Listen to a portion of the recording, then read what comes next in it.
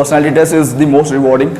My interview went for some 25 minutes and I got 201, which is impossible in any other any of the 7 papers that counts for merit. So it is, personally I've been to 2 interviews. Last interview I got 165. This year I got 201. I went to Smita Nagaraj ma'am's both time. So what was different? The first time I went for some 14 mocks and I got 165. The next time I went to only 1 mock. The reason being a lot of fear mongering, a lot of fear mongering happens. Things like, in one of the mocks I was told to sit back and take rest, to express confidence. And then I was following it, and then another mock they said that you come across as very callous, you should and disrespectful, you should come and sit ahead. So something as fundamental as how to sit in an interview, there is no unanimity in it. The truth is they really don't give a damn about how we sit, as long as it's respectful. Okay? Small things like, one of the mock interview guys, he was telling me that when you go there, if you're wearing a coat or a blazer, you should remove the button with your left hand. And I asked him why. Well, that's etiquette. They really don't care. End of the day, there are people with they interview 3,000 people a year, and in their tenure they would have interviewed at least 15,000 people, and we are nothing. They are beyond impression. When they ask a question, why do you want to become IAS officer? It is not a selection question; it's a rejection question. They would have given they would have heard a zillion answers, and nothing is going to impress them. So end of the day, it's about understanding the need of the question. So something like, this was my last question, and I know that I messed it up, and maybe that's why I did not get the highest 206. So Smita ma'am was asking Promoth, this is the last question. So of the 3 things, what do you think is ailing the Indian bureaucracy? Is it the lack of creativity or implementation issue? And then what do you guys think is ailing Indian bureaucracy? Implementation issue, I said something and justified it, but only to realize that the answer was not that. The answer was, ma'am, may I know what is the third one? Because she began saying that of the 3 things, what do you think is ailing Indian bureaucracy? The test is not whether the answer that we give. The test is whether we are listening at that point of time under such pressure. And that's what is expected of a bureaucrat when he goes on to handle his position. Under such pressure, are we still clear-headed? Similarly, a friend was asked about the Sri Lankan Tamil issue. And then he said he'd given a brilliant answer, and eventually he thought he would get a good score, but then he didn't get. Because maybe when he was answering, he said, we Tamils, they were exposing a bias, exposing a bias of us versus them. It comes, it comes without any, our biases are exposed without any effort from their part, and they're really good at exposing our biases. Another question that was asked to All India Rank 24, Pratap, 2017, topper was that, he was from Madurai, so he was asked, name 5 religious places in Tamil Nadu. And then he gave, so say, where are you from? Punjab. Yeah, say any 4 religious places in Punjab.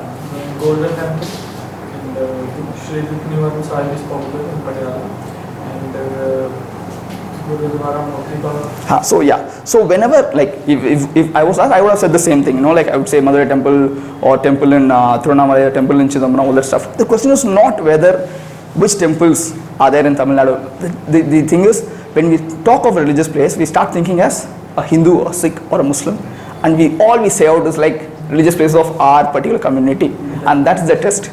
And most of us do not realize what's the question or what is meant for, and they just nod, and then they know that that's a tick box gone wrong. So these are the tests that happen, and we do not know what's the purpose of the question, and that's why interview process is considered a lot of luck oriented process. Because finally we do not understand why a particular question is asked in spite of answering it. They would smile, they would laugh because they are courteous, not because we impress them. So just be yourself, keep your bio as simple as possible. So in my first interview, I had written everything, all my internships that I did, all the gold medals that I got in university, all that stuff. And then the parameter is set high.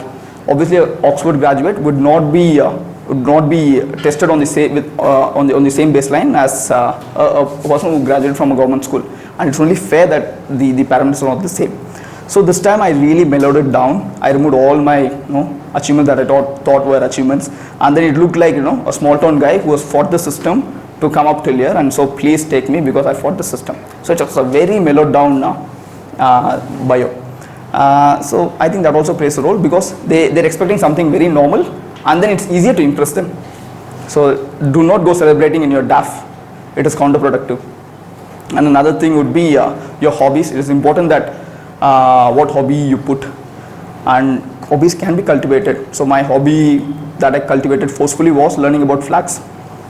And then why this particular hobby is because it should itch the examiner to ask a question. Stamp collecting, traveling, camera, all that stuff is become very popular. And we are not the first person they are interviewing. They have already asked these questions. Hence, try finding a hobby that would itch the interviewer to ask a question. And yeah, luckily for me, a person asked, and then he was entirely focused only on that. So yeah, forced myself to learn the hobby. Now I become genuine, I think. So it is all, it can be cultivated, but make it look interesting. Make it look interesting. Do not go generic. Do not go popular, because it's a chance. Like there are only 193 sovereign flags. It is very easily preparable. But besides the sovereign flag, I also did state flags, national flags, sports flags, political party flags. It keeps going. But then when you have such a doable hobby, it can be useful on the final day. So that person, the fifth panelist, he asked me, what is the most odd looking flag that you have come across? I knew for a fact that he had Nepal in his mind, but then I was not going to give him that answer. Hence I told him, so the flag of Philippines. Then he said, why? Because flag of Philippines can be used both upside down. When the blue is up, it means it's in the state of war, state of peace. When the red is up, it means it's state of the war. And he was like impressed. Okay, what next? Then he said the flag of Hyderabad Nizam. And he said, why? I said, because it has a kulcha in the center. Then he asked, why kulcha? And there's a story about Nizamuddin Aulia, all that stuff. Then he asked, okay, what next? I want another flag. Then I said, the Vatican flag. And I knew he had Nepal in mind. So by the time I could reach Nepal, he knew that I was serious about my hobby. And that also helped me kill 4 minutes. Right? And yeah, that was, of course, I was lucky to get that. But choose a hobby where they are, yeah. And besides, my other hobby was eating in locally popular eateries, which I felt everyone does it. And I was also lucky that the person who turned up for the interview, I assume has something to do with Dehradun, because I studied in Dehradun, so he asked me what are the popular eateries, and then we had that personal connect. This restaurant, that toffee, this toffee. So yeah, I was lucky that day, definitely.